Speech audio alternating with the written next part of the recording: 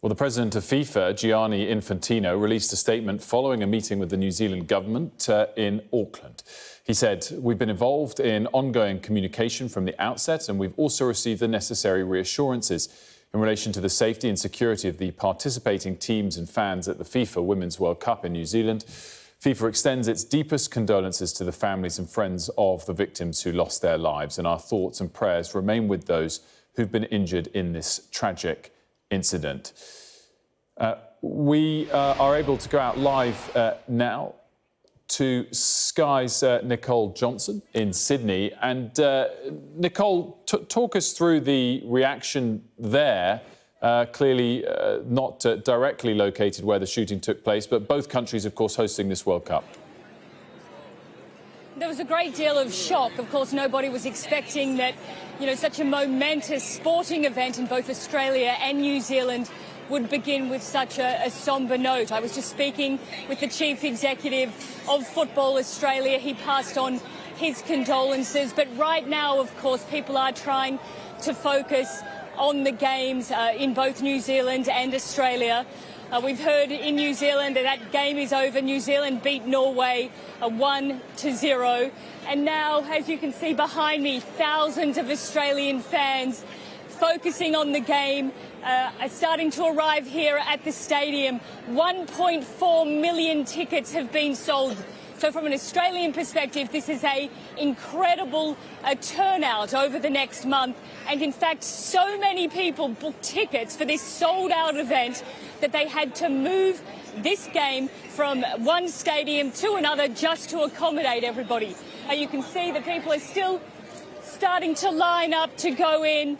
There's a lot of Australia, of course, is playing the Republic of Ireland. That's what everybody is here for tonight. Speaking to the fans of both sides, they're saying that they are adamant, of course, that their team will win. We were speaking with Irish fans at Bondi Beach yesterday. They'd just gotten off that long 24-hour journey, but they wanted to be here to support the girls in green. Likely they'll be well and truly outnumbered by all the Matilda sporting fans who've turned out. But from an Australian perspective and New Zealand, despite the tragic events that we've seen in Auckland, the next month will be an incredible sporting tournament. The Women's World Cup has been expanded from 24 teams to 32. Not only the biggest Women's World Cup ever, but believed to be the biggest women's sporting event. And when you speak to the parents and to the children, they're all saying how popular women's sport has become. The Matildas in Australia have always been a big team. As for England, we'll have to wait for a few more days. They'll be playing Haiti in Brisbane on Saturday. But there will be a lot of attention here on Sam Kerr, the Australian captain, who's also a Chelsea forward, has big star pulling power in England. Well, she's on home soil, donning her national shirt, and we'll be waiting to see whether she can lead the Australian team to victory, or will it be the night for the Republic of Ireland?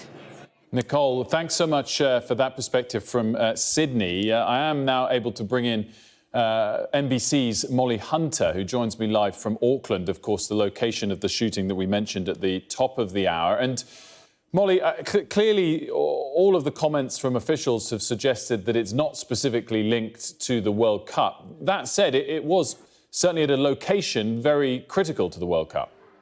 Wilf, that's exactly right. It took place in this area, the central business district of Auckland, actually kind of just right down the street from where our hotel is, and really where a lot of the players are staying. As you mentioned, though, it is extremely rare. Something like this is very rare. Officials here are saying that it was not terrorism related, it was not World Cup related. With that said, as you mentioned, it happened 6 hours before really all of the festivities here kicked off.